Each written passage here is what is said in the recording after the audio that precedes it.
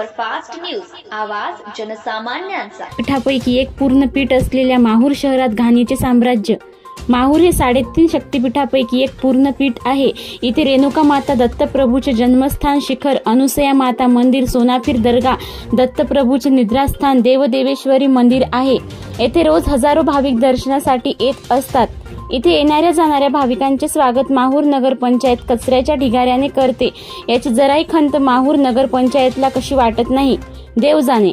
माहूरमधील नागरिकांचे आरोग्य पण धोक्यात आले आहे। माहूर शहरात व प्रत्येक वार्डात जाऊन बघितलं तर ठिकठिकाणी साचलेले ढिगरे पाहून स्वच्छ माहूर, सुंदर माहूर म्हणायची पण लाज वाटते।